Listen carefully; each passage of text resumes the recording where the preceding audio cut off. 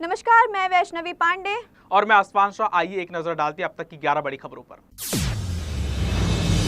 बॉलीवुड की dream girl और मथुरा से 3 बार की भाजपा सांसद आज मना रही हैं अपना 76वां जन्मदिन। अभिनेत्री हेमा मालिनी ने 1968 में फिल्म राज कपूर के साथ की थी अपने करियर की शुरुआत। उत्कृष्ट भरतनाट्यम नृत्यांगना भी है हेमा मालिनी। फिल्म शोले में उन्होंने बसंती का किरदार निभाया। उनकी भूमिका आज भी दर्शकों के दिलों में बसी हुई है। हेमा मालिनी की डबल रोल वाली सीता और गीता उस दौर की लीक से हटकर की गई फिल्म थी। पद्मश्री से नवाजी गई ड्रीम गर्ल ने 155 से ज्यादा फिल्मों में किया अभिनय।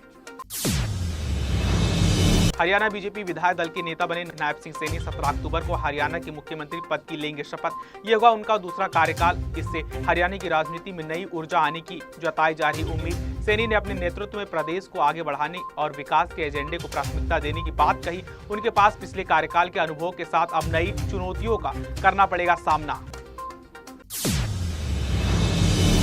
उत्तर प्रदेश के झांसी जिले में सड़क हादसा। गुरसराय सरसेड़ा में ट्रैक्टर ट्रॉली पलटी। दर्दनाक हादसे में 3 लोगों की जान चली गई, जबकि कई अन्य घायल हो गए। जानकारी के अनुसार ललितपुर जिले के लगभग 1 दर्जन मजदूर ट्रैक्टर ट्रॉली से कटाई करने के लिए जा रहे थे। जैसे ही वे गुरसराय सरसेड़ा पहुंचे, अचानक ट्रैक्टर ट्रॉली पलट गई। घायलों को तुरंत अस्पताल में भर्ती कराया गया, जहाँ एक महिला की हालत गंभीर बताई जा रही है। इस घटना से इलाके में शोक की लहर दौड़ गई।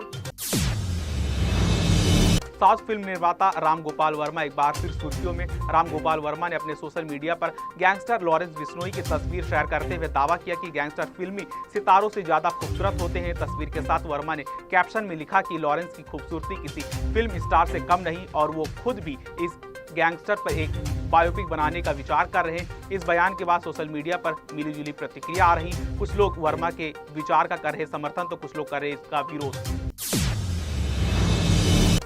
कर्नाटक के बेंगलुरु में भारी बारिश से बिगड़े हालात। बेंगलुरु शहर जिला कलेक्टर जगदीश ने सभी सरकारी और निजी स्कूलों के लिए छुट्टी की घोषणा की। राजधानी बेंगलुरु सहित राज्य के अन्य हिस्सों में भारी बारिश ने जनजीवन को किया प्रभावित। यलहंका में फिनिक्स मॉल ऑफ एशिया पूरी तरह पानी में डूबा। सोशल मीडिया पर मॉल का वीडियो वायरल, जिसमें मॉल के पार्किंग और प्रवेश द्वार पर पानी भरा होने से ग्राहक नहीं जा पा रहे अंदर। लोगों को ट्रैक्टर ट्रॉली के जरिए पहुंचाया जा रहा सुरक्षित स्थानों पर।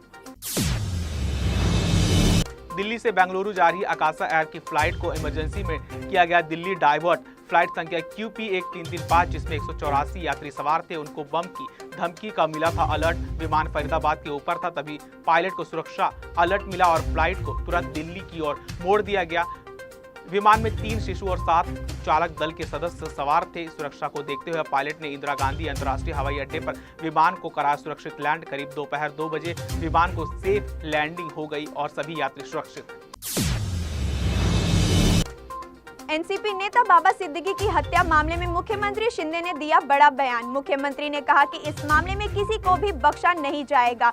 उन्होंने स्पष्ट किया कि जो भी आरोपी दोषी पाया जाएगा उसके खिलाफ सख्त कार्रवाई की जाएगी। इसी बीच विपक्षी दल भी इस मुद्दे पर सरकार को घेरने का प्रयास कर रहे हैं। राजनीति विश्लेषण मानते हैं कि यह मामला न केवल कानून व्यवस्था के लिए चुनौती है, बल्कि आगामी चुनाव पर भी इसका प्रभाव पड़ेगा। तेलंगाना सरकार ने महिला और ट्रांसजेंडर को दी बड़ी सौगात। महालक्ष्मी योजना के तहत अब राज्य में दूसरे प्रदेश की महिला और ट्रांसजेंडर कर सकेंगी बस में मुफ्त यात्रा। इस योजना की शुरुआत 9 दिसंबर 2023 से की गई थी। महिलाएं बस से सफर के दौरान अपना पहचान पत्र दिखाकर इस सुविधा का उठा सकती हैं लाभ। पहले इस योजना का लाभ सिर्फ तेलंगाना राज्य की महिला और ट्रांसजेंडर को मिल रहा था। इसी मुद्दे पर बिहार से आई छात्रा हुस्ना परवीन ने अपनी चिंता जाहिर की थी। उनकी मांग पर यह सुविधा बढ़ाई गई। दिल्ली और आसपास के क्षेत्रों में बढ़ते वायु प्रदूषण के कारण सुप्रीम कोर्ट ने हरियाणा और पंजाब सरकार को लगाई फटकार। कोर्ट ने कहा कि हरियाणा के मुख्य सचिव को 23 अक्टूबर को होने वाली सुनवाई में होना होगा पेश। कोर्ट ने इस दौरान पंजाब के मुख्य सचिव को भी किया तलब। सुनवाई के दौरान सुप्रीम कोर्ट ने स्पष्ट किया कि वायु प्रदूषण का मुद्दा अब राजनीति का विषय बना, जो कि चिंता का विषय है। जस्टिस ने यह भी कहा कि यह न केवल स्वास्थ्य के लिए खतरा है, बल्कि यह लोगों की जिंदगी और उनके भविष्य को भी कर रहा है प्रभावित।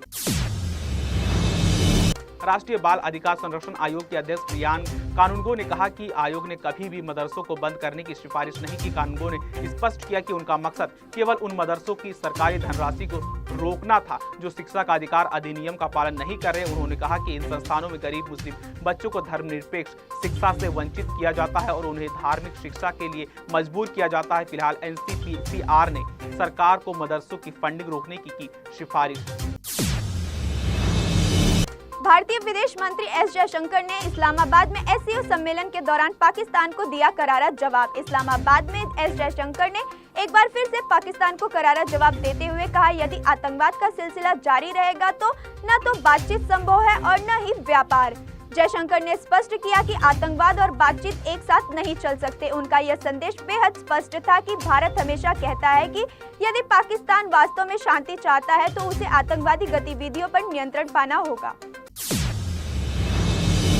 तो ये थी अब तक की 11 बड़ी खबरें। अपने क्षेत्र की खबरों को जानने के लिए देखते रहे DC न्यूज़ इंडिया। मुझे यानी असफान शाह को और हमारी सहयोगी वैष्णवी पांडे को दीजिए इजाजत।